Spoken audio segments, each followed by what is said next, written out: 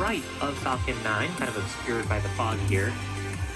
It brought Falcon 9 to the vertical launch position and also routes electrical connections, communications, and of course propellants into the stages. And once we get down to T-0, we'll expect the transporter erector to retract away using hydraulics at its base. And we've actually begun retracting away the strong back, which is another name we use to refer to the transporter erector. Maybe we'll get a glimpse of it here as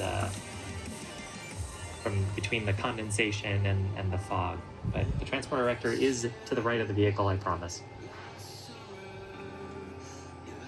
Now the first stage is connected to the transporter erector at a launch mount at its base, and when we get to T-0, that'll retract away fully, clearing the way for Falcon 9's launch. Stage 1 lock flow complete. There's a call out for liquid oxygen loading complete on the first stage. We're expecting a similar call out here on the second stage around the T-2 minute mark. Falcon 9 uses two types of propellant, a fuel and an oxidizer. The fuel we use is rocket propellant 1, which is a refined form of kerosene. The oxidizer is liquid oxygen, and that's because we need an oxidizer to burn that fuel, and where we're going to the vacuum of space, we need to carry that oxidizer with us. When we're fully loaded with propellants, we'll have about 1 million pounds of both RP1 and liquid oxygen on board to feed the Merlin 1D and Merlin vacuum engines on the first and second stages, respectively.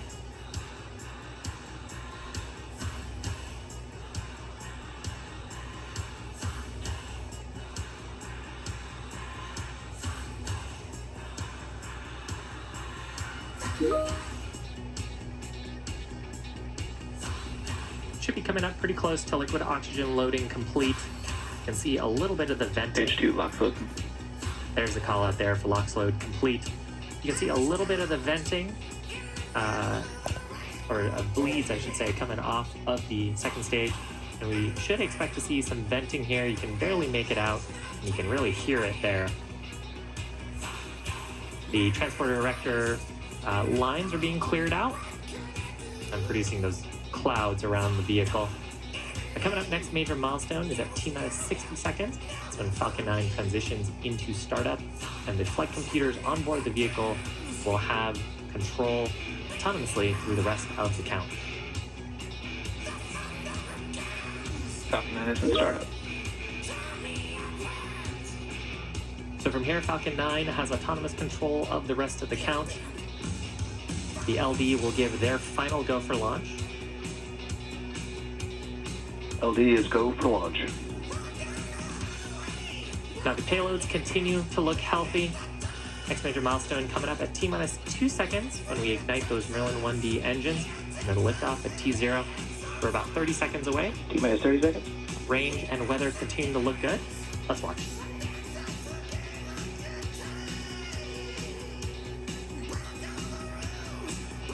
Yeah. 15, 10, 9, 8, 7, 6, 5, 4, 3, 2, 1. Full power. Lift off of the read one way.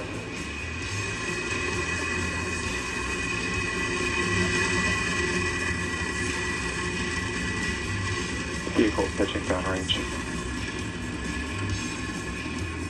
M1D chamber pressure is nominal.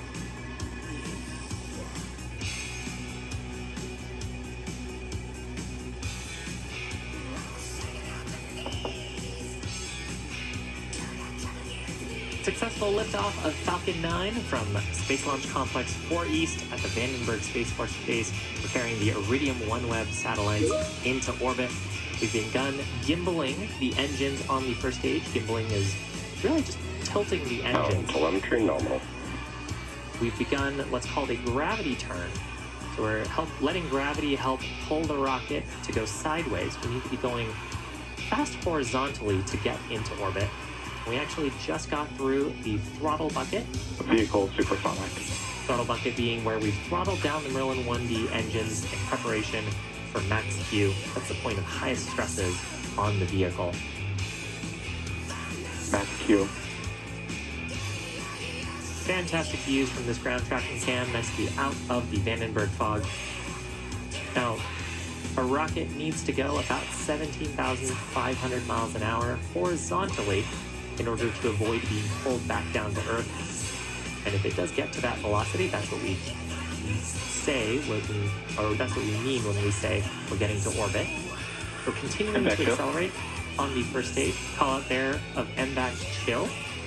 That's for the next several events we've got coming up. The first of those is main engine cutoff, where we'll shut down these 9 Merlin 1D engines on the first stage. That'll be followed by stage separation, where the first and second stages will separate from each other. The Merlin vacuum on the second stage will ignite at SES-1. And then we will have the fairing halves separate shortly after that around the T+3 minute mark.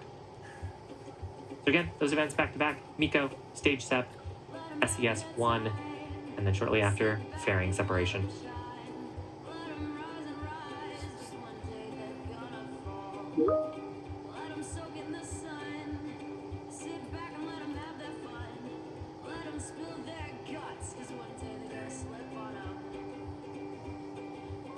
MECO. Stage separation confirmed.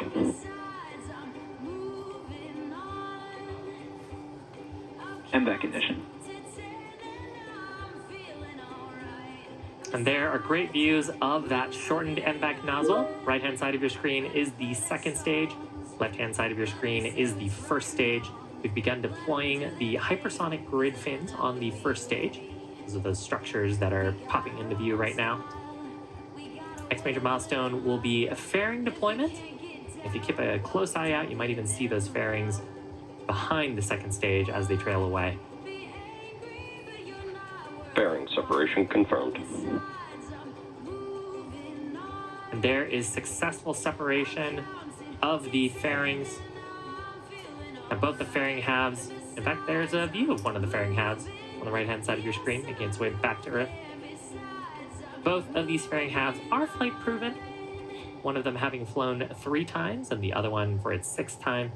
And we will be attempting to recover both halves once they make it back to Earth using our recovery vessel named Go Beyond.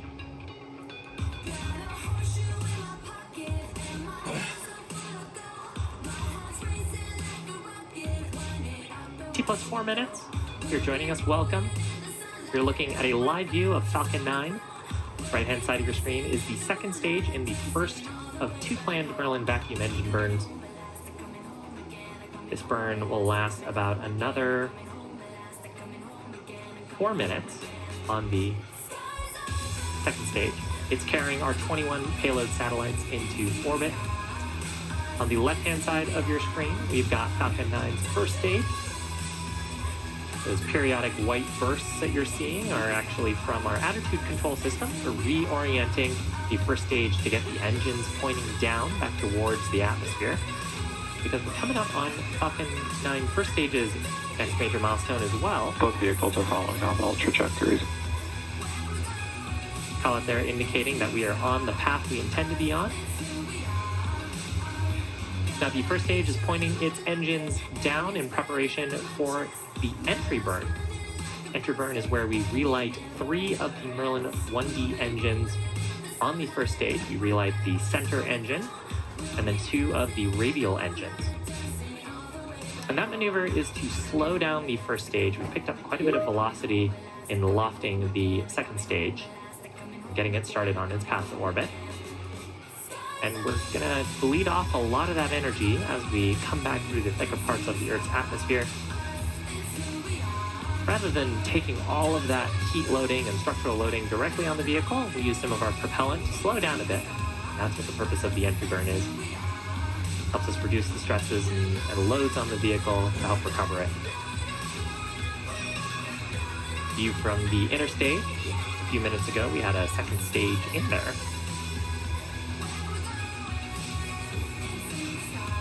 Now, all the soot that you see actually comes